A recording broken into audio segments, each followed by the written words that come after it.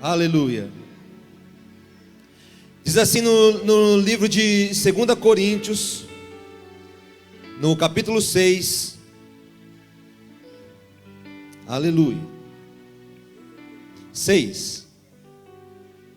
2 Coríntios, no capítulo 6, versículos 4 e 5, diz assim.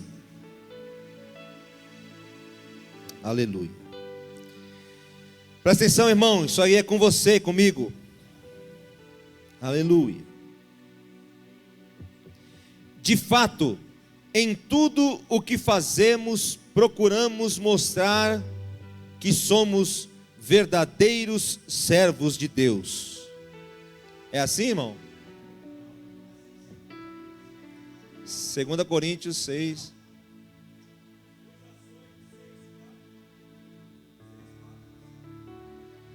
6, 4 e 5, irmão. 4, 5. Tá certo? Amém. Então tá bom, irmão.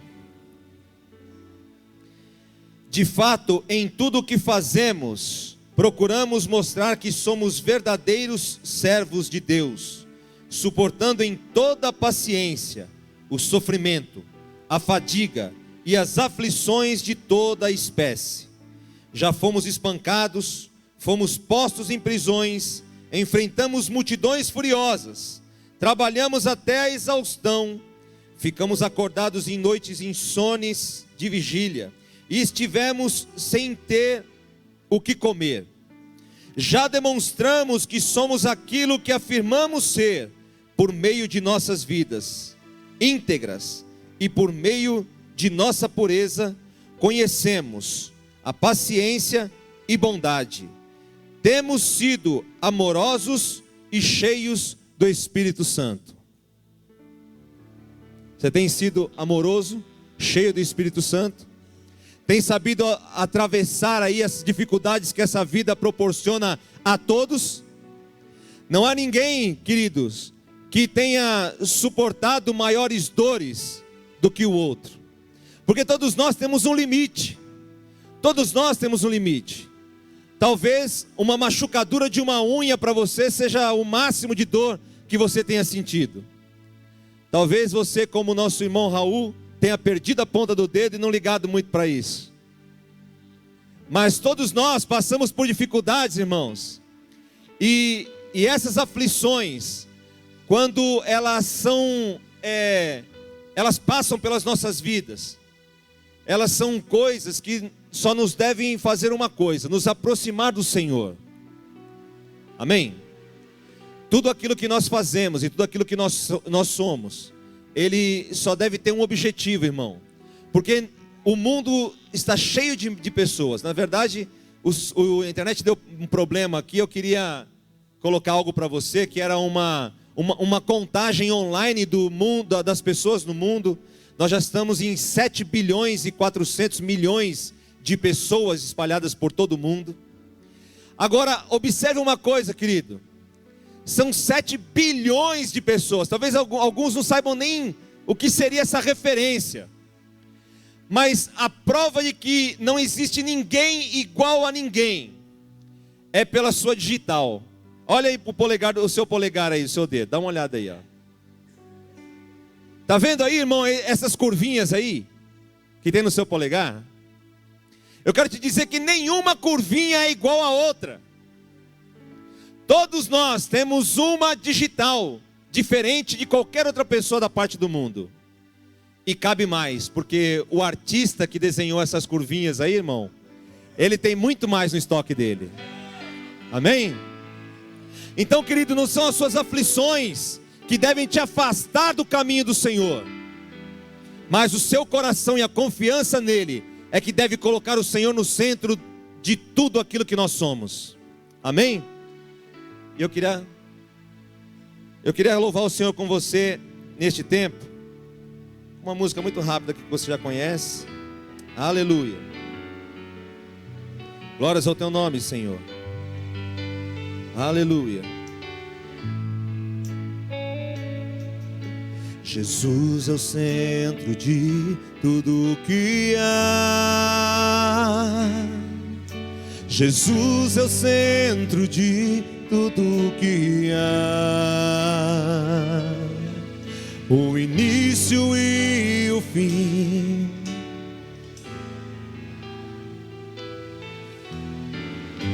Tudo é sobre Ele.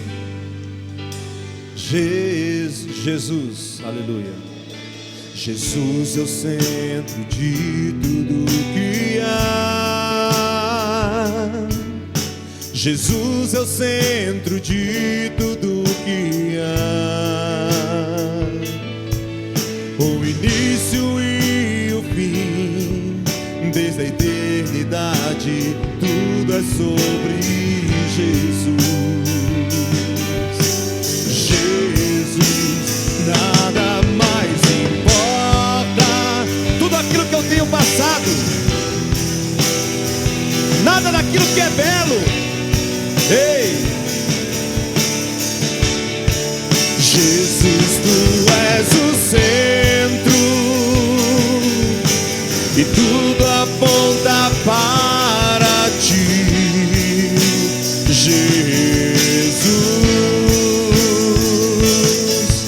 Jesus é o centro de todo o meu ser.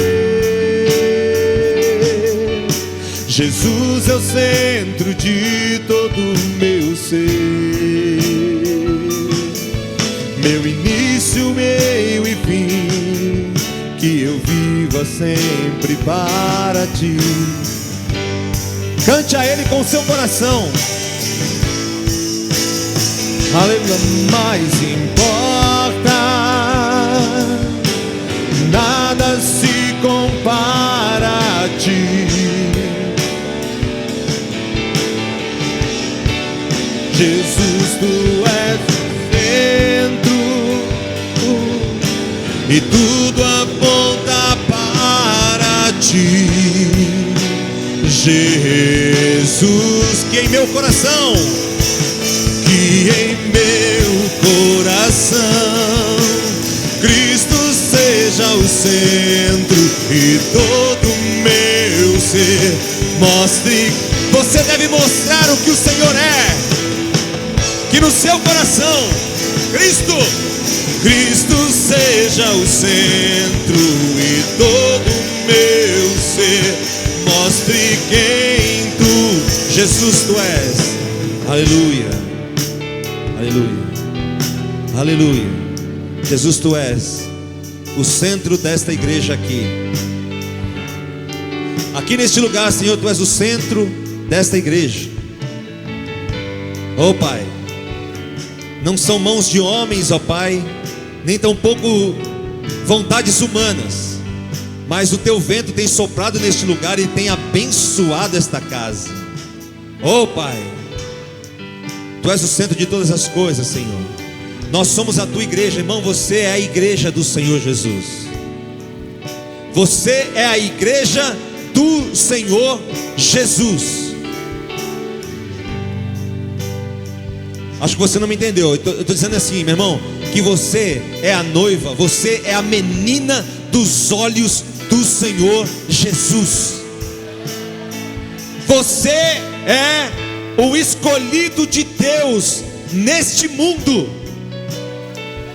Não perca a sua identidade, querido. Você é filho de Deus. Jesus é o centro de tua igreja. Jesus é o centro de tua igreja. E sabe, irmão, em mim Ele virá. Como igreja eu vou me encontrar com Jesus. Jesus,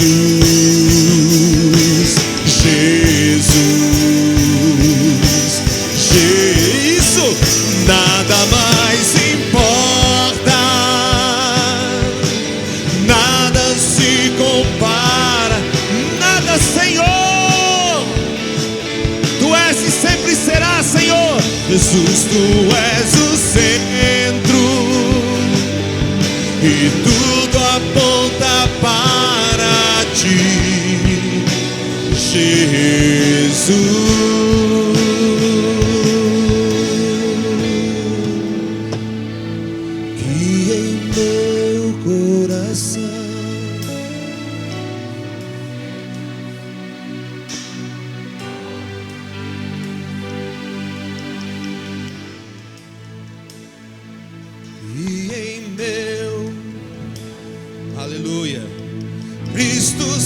seja o centro e em todo o meu ser mostre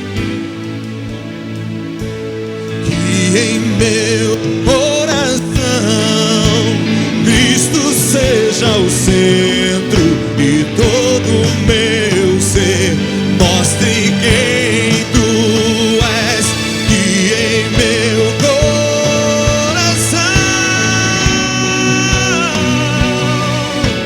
e todo o meu ser mostre quem tu és, e em meu coração Cristo seja o centro e todo o meu ser mostre quem tu és. Aleluia, aleluia. No livro de Isaías 53, fica aí de pé mais um pouquinho, você já vai sentar. Livro de Isaías 53. Aleluia, aleluia. Ei, aleluia. 53 no capítulo 1.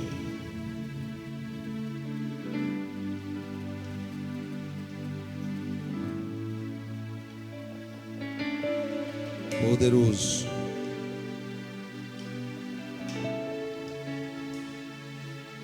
Preste atenção, você que tem sofrido aflições, mas mesmo em meio a aflições você tem dado testemunho do Senhor Jesus.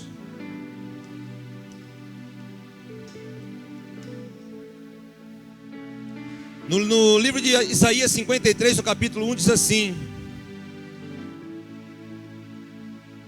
quem poderia crer naquilo que acabamos de ouvir? Quem diria que o Senhor estava agindo? Pois o Senhor quis que o seu servo aparecesse como uma plantinha que brota e vai crescendo em terra seca. Ele não era bonito nem simpático. Nele não havia beleza alguma que chamasse a nossa atenção ou que nos agradasse. Ele foi rejeitado e desprezado por todos. Ele suportou dores e sofrimentos sem fim. Era como alguém que não queríamos ver. Nós nem mesmo olhávamos para ele, e então o desprezávamos. 4. No entanto, era o nosso sofrimento que ele estava carregando. Era a nossa dor que ele estava suportando. E nós pensávamos que era por causa das nossas próprias culpas que Deus o estava castigando, que Deus o estava maltratando e ferindo. Porém, ele estava sofrendo por causa dos nossos pecados, estava sendo castigado por causa das nossas maldades. Nós somos curados pelo castigo que ele sofreu. Nós somos sarados pelo sofrimento que ele recebeu. Todos nós éramos como ovelhas que se haviam perdido. Cada um de nós seguia o seu próprio caminho, mas o Senhor o castigou o seu servo e fez com que ele sofresse o castigo que nós merecíamos. Ele foi maltratado, mas aguentou tudo humildemente e não disse uma só palavra. Ficou calado como um cordeiro que vai ser morto, como uma ovelha quando cortam a sua lã. Foi preso, condenado e levado para ser morto, e ninguém se importou com o que ia acontecer com ele. Ele foi expulso do mundo dos vivos, foi morto, mas por causa dos pecados do seu povo foi sepultado ao lado de criminosos. Foi enterrado com ricos, embora nunca tivesse cometido crime algum, nem tivesse dito uma só mentira. Esse é o nosso Jesus. Pode se sentar. Aleluia. Falamos sobre um Deus poderoso. Vou tentar ser bem rápido, irmãos. Nós cantamos sobre um Deus poderoso. Falamos acerca do seu Filho e todos aqueles que estão aqui neste lugar. Você foi convidado por alguém que, na verdade, irmãos, quando nós somos chamados por Deus, quando nós somos atraídos pelo Espírito Santo, eu quero te dar uma notícia que você já deve ter ouvido várias vezes, mas como diz um conhecido meu, tem que se falar muitas vezes para ver se você entende. Alguns conseguem absorver isso rapidamente, outros demoram muito tempo para absorver. Querido, quem aqui já ouviu falar sobre livre-arbítrio, sobre ir e vir a hora que você bem entender? Quem já ouviu falar sobre isso? Que você tem o direito de ir e vir a hora que você bem entender. Mas eu quero te dizer uma coisa, meu irmão, que quando você entrega a sua vida para Jesus, você abre mão desse direito. Está ouvindo? Quando você entrega a sua vida para Jesus, você abre mão desse direito. E agora você já não tem direito mais de ir e vir quando você bem entender. Você então passa a ter o dever de ir e vir quando Deus mandar. Você tem o direito, enquanto você não conhece o Senhor Jesus, ou então enquanto você não entrega a sua própria vida a Ele. Mas no momento em que você diz: Senhor, tudo que eu tenho é teu, então você perdeu os seus direitos, irmãos. Você passa a ter o dever de ir e vir segundo a voz do Espírito Santo de Deus. Amém? Você entende o que é isso, irmão? Ir e vir segundo a voz do Espírito Santo de Deus. Foi o que Jesus fez. Quando você ouve muitas situações e você ouve muitas coisas sobre como eu devo me comportar, Jesus, desde o princípio, como lá no livro de João, no capítulo 1, ele diz assim, que no princípio Jesus era o verbo, ele era a palavra, e o verbo estava com Deus, e o verbo era Deus. Jesus estava com Deus, e ele mesmo era Deus. Mas, como nós vemos aqui no livro de Isaías, ele abriu mão daquilo que era direito dele. Entenda isso. Jesus abriu mão daquilo que era direito dele, e assumindo uma forma de servo, como seres humanos, ele então passou a ter o dever de ouvir aquilo que Deus queria que ele fizesse. No momento em que Jesus, momentos antes dele ser crucificado, diz a palavra de Deus, que ele passa por um momento de aflição muito grande, porque ele não queria passar por tal sofrimento. Irmãos, nós já passamos por sofrimento, talvez alguns de nós estejam passando por sofrimentos muito agudos neste momento. Mas eu quero te dizer, aquele que está sorrindo, se preocupe com a sua vida, a fim de que momentos não tão felizes como esse podem acontecer na sua vida. Aqueles que estão tristes, eu tenho uma palavra para você: fique tranquilo, isso já vai passar. Querido, fica tranquilo, isso já vai passar. E principalmente você pode antecipar essas coisas quando você coloca as suas aflições aos pés do Senhor Jesus, o especialista em fazer passar as aflições de suas vidas. Eu quero contar um testemunho aqui para você, irmão. Eu já contei isso na igreja, lá em Guaratuba também. Eu não sei se você já ouviu meu testemunho. Eu tenho um testemunho eu tenho 2 testemunhos para contar para você. Irmão, quem conhece aqui a Prainha Branca? Levanta a mão. Quem já ouviu falar, pelo menos? Levanta bem a mão, é Prainha Branca. Quem já foi lá? Isso. Bastante gente, hein? Quem já foi lá de bicicleta?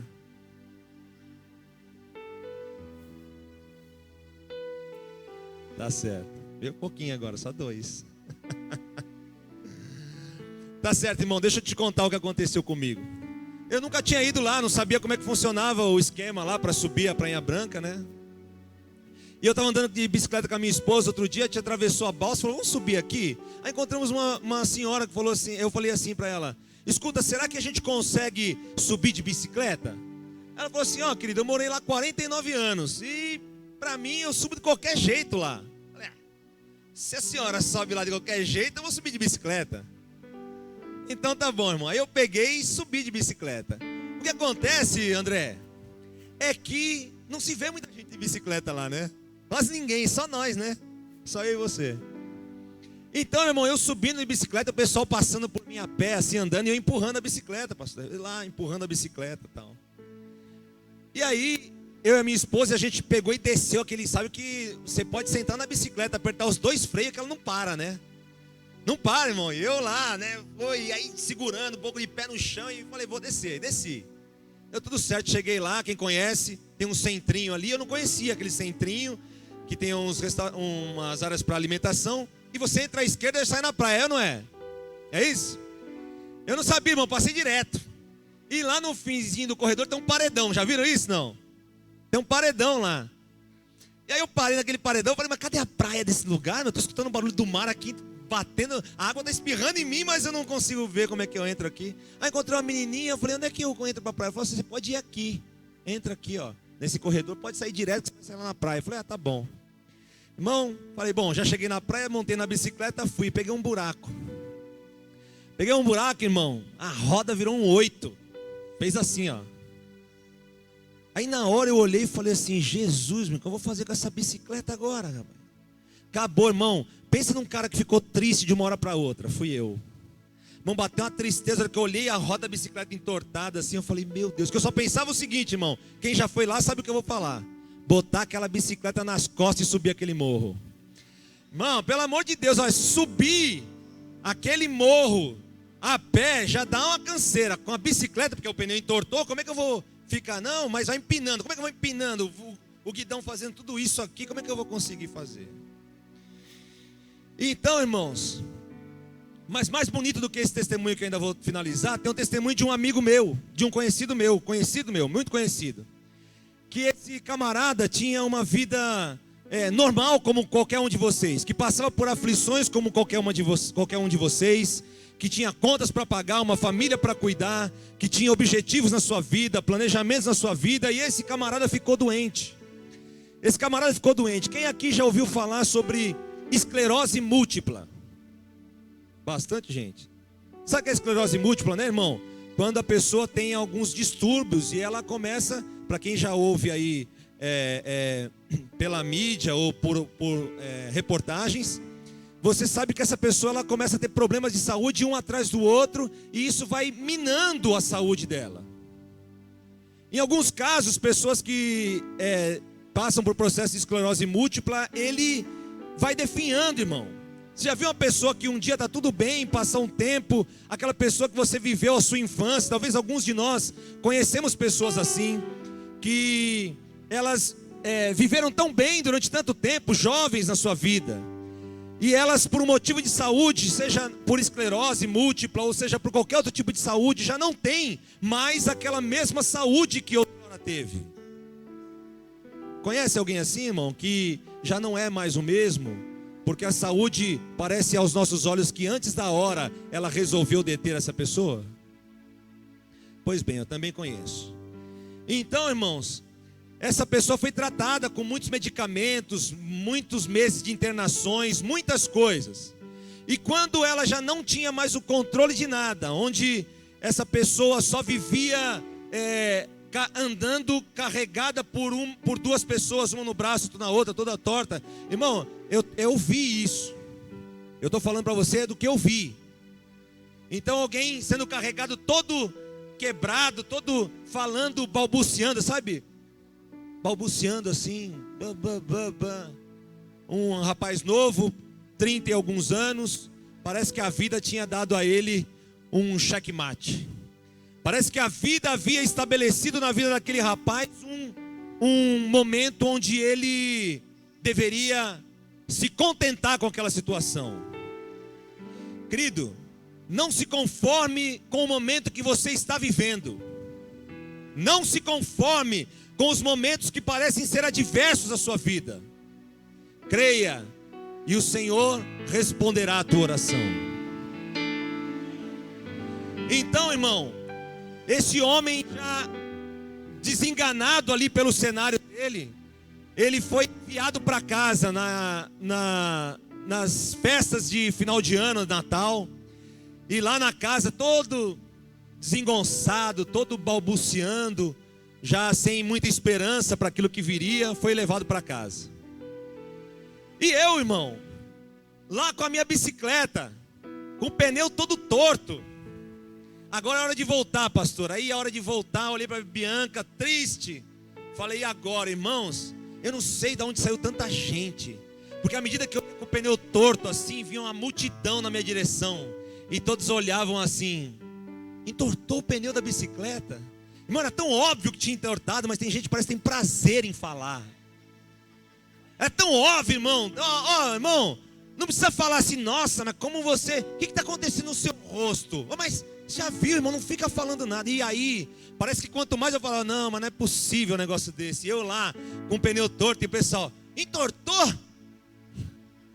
Irmão, tinha virado um triângulo, a roda virou um triângulo assim, ó, um negócio horrível que não dava para rodar ele. E eu puxando a bicicleta. E aonde eu pegava, parece que o cabo do freio da bicicleta machucava meu dedo. E eu tentando assim, empurrando. Irmão, nessa hora, nada dá certo. Onde você põe a mão, parece que tá tudo errado. E eu estava triste, irmão. Estava triste. E aquela subida, aquela rampa chegando perto de mim, assim, ó. E eu falei, meu Deus do céu.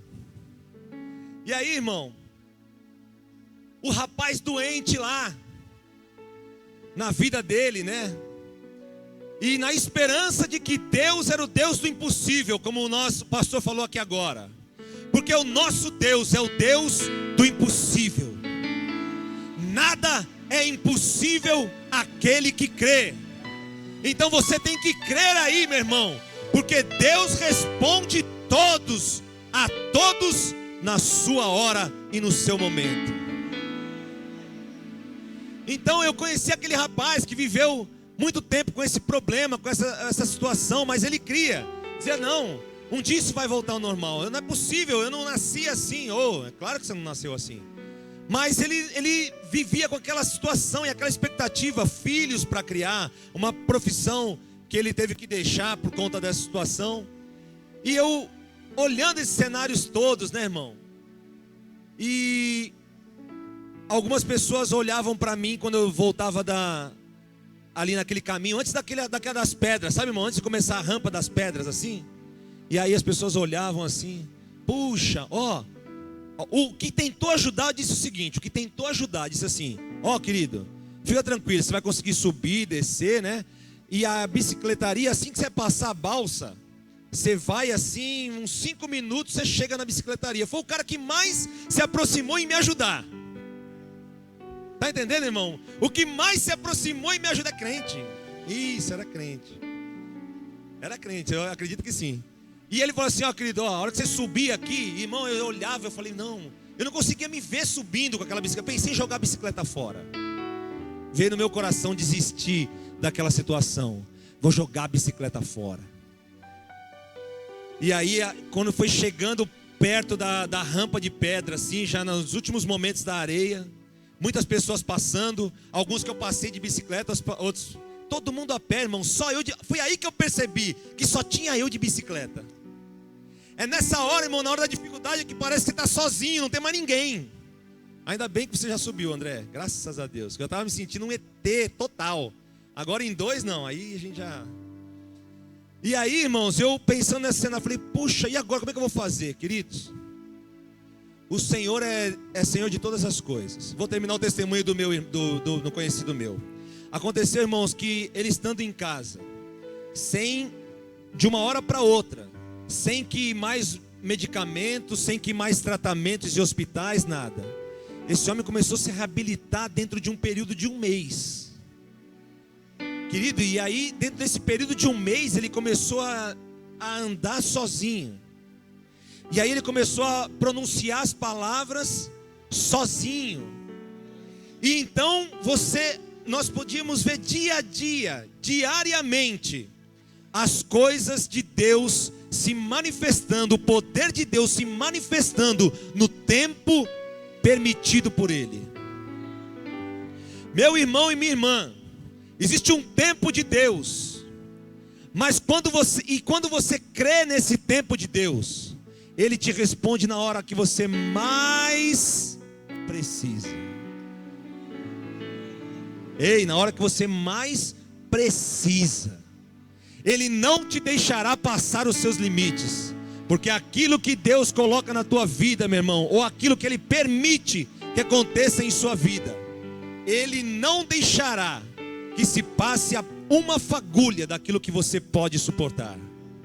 Por isso que Paulo diz aqui que nós suportamos todas essas coisas, por amor a Cristo e sabendo em quem nós cremos, porque Ele sofreu sofrimentos maiores do que o nosso. porque ele foi levado até a morte, morte de cruz, diz que era a morte mais terrível que se tinha na época. O Senhor Jesus foi levado à morte, obedecendo a Deus, ele teve morte de cruz. Ninguém aqui foi pregado em cruz. Talvez um prego já tenha escorregado no teu dedo e você dá uma martelada no teu dedo, mas ninguém precisou te ferir, a fim de que você tivesse que pagar por isso, pagar por algo que você tenha feito. Talvez algumas pessoas tenham sofrido consequências de algo que tenha feito também. Não sejamos hipócritas em saber que algumas pessoas sofrem por aquilo que cometeram. Mas Jesus, ele sofreu por algo que não estava imputado a ele. Ele sofreu por mim e por você, pelos nossos pecados, pelos nossos comportamentos, e pelo seu sofrimento nós fomos sarados. Esse homem então começou a se restabelecer, queridos, e então voltou a andar, voltou a falar, voltou a ter vida comum. E eu falei, como Deus é grande.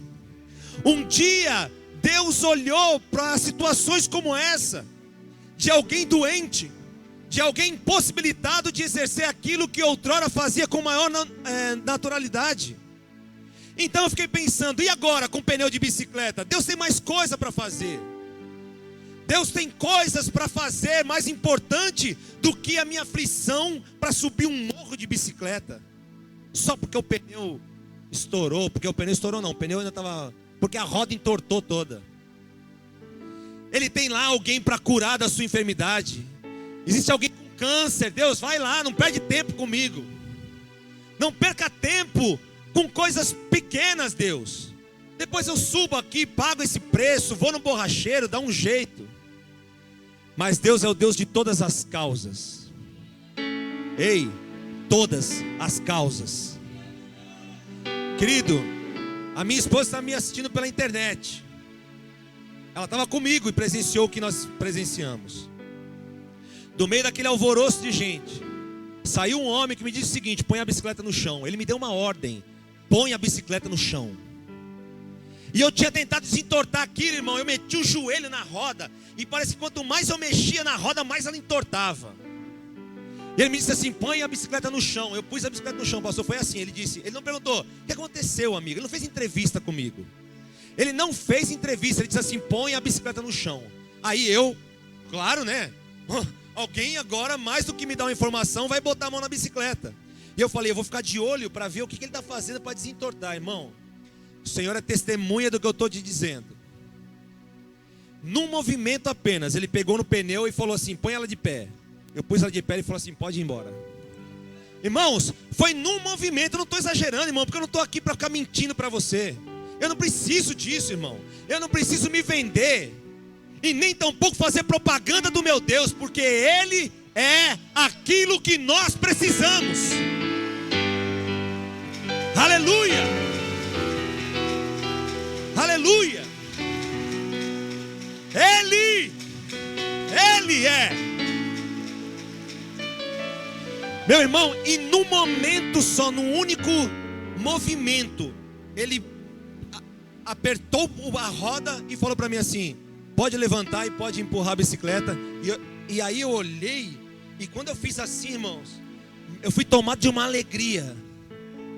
Irmão, quando eu vi aquilo, eu fui tomado de uma alegria. Ele disse assim: ó, e depois da rampa, pode pedalar com ela, viu? Aí eu falei: ah, Senhor. E aí eu fui tomado de uma alegria, irmão. A alegria foi tanta que eu olhei para a cara dele. Eu nem sei, se ele estivesse aqui hoje eu não saberia quem é, irmão. Porque não sei o que aconteceu comigo, que eu não consegui enxergar mais nada. Eu só disse para ele assim: eu preciso te dar um abraço. Ele falou: chega aí.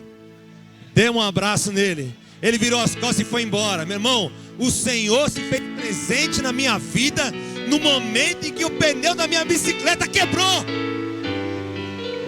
Por que você vai duvidar, meu irmão? Se Deus faz tantas coisas, se preocupa com uma situação como essa, tão pequena, tão ridícula. Eu ia sofrer um pouquinho para subir aquele morro, mas eu ia botar nas costas, ia pagar um preço. Mas você não precisa pagar preço. Você precisa confiar que Ele está presente com você em todo o tempo da sua vida. Então, meu irmão, eu me lembrei daquele camarada que Deus tirou ele de uma situação, de um anonimato, que ele estava vivendo já um anonimato, porque já havia perdido os contatos, não tinha WhatsApp ainda, então ele não podia ficar fazendo WhatsApp com ninguém. E é normal que a rotina nos engula, porque nós temos muita coisa para fazer, mas as pessoas vão vivendo no anonimato. Irmão, então do extremo de uma doença ao pneu de uma bicicleta, Deus fez isso comigo. Porque aquele camarada enfermo, meu irmão, era eu. Se você me vê aqui diferente de alguma coisa, eu queria que você diga: não, irmão, você parece meio doente. Eu queria que você tivesse me visto, meu irmão.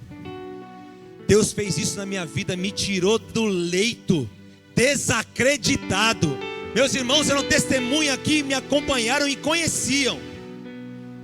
Não era assim as notícias, pastor? Está cada vez pior, irmão. Transfusão de sangue, faz isso, faz aquilo. Irmão, o negócio está bravo.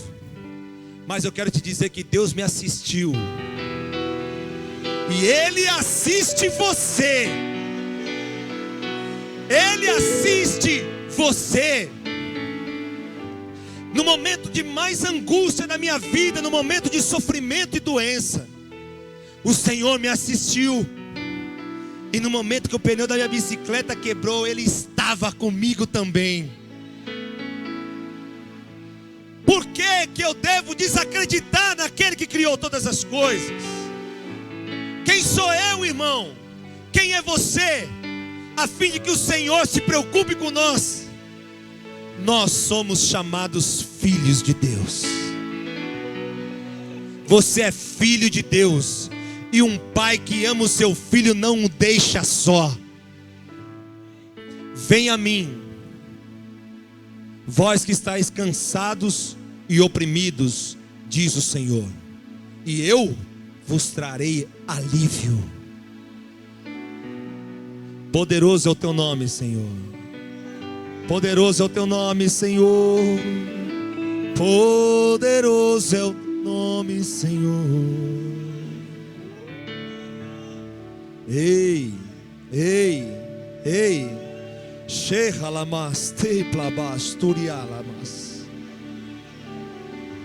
Nos momentos da angústia, nos momentos felizes, onde quer que você esteja, os olhos do Senhor se inclinam dos céus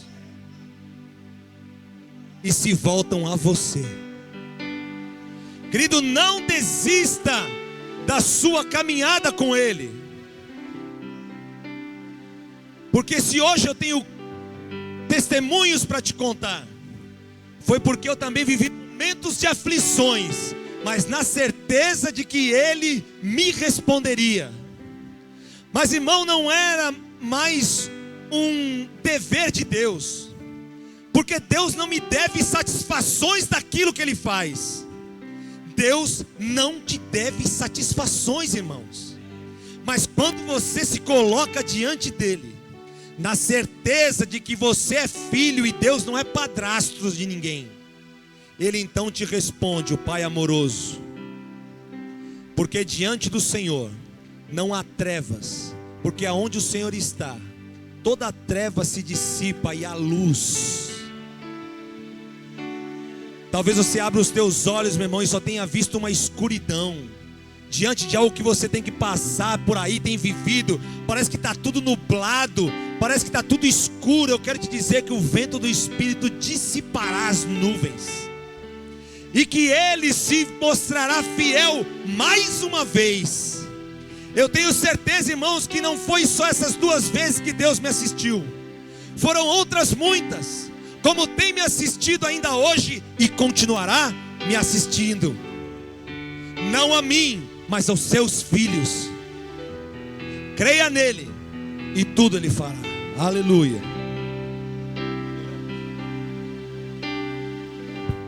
Fique em pé, querido. Aleluia. Fique em pé glorificando o nome daquele que é e para sempre será a razão maior da nossa existência, daquele que é o centro de todas as coisas.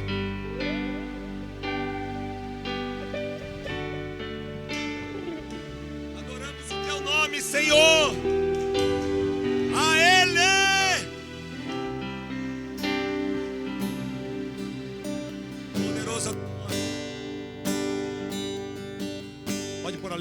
frente.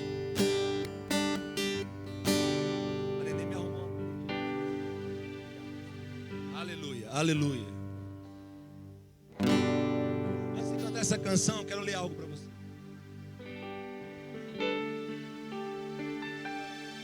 No livro de Filipenses, não precisa abrir porque já apagaram-se as luzes, mas eu vou ler para você. E aquele que tem ouvido, ouça. No livro de Filipenses, no capítulo 2, diz assim, aleluia. Olha isso. Não sejam egoístas, não vivam para causar boa impressão aos outros. Sejam humildes, pensando nos outros como sendo melhores do que vocês mesmos. Não pensem unicamente em seus próprios interesses, mas preocupem-se também com os outros e com o que eles estão fazendo. A atitude de vocês deve ser semelhante àquela que nos foi mostrada por Cristo Jesus, que, embora sendo Deus, não exigiu e nem se apegou aos seus direitos como Deus, mas esvaziou-se a si mesmo, vindo a ser servo e tornando-se semelhante aos homens, e se humilhou a si mesmo e foi obediente até a morte, e morte de cruz. Presta atenção nisso, irmão. Contudo, foi por causa disso que Deus o elevou até a mais alta posição. E lhe deu um nome que está acima de todos os nomes.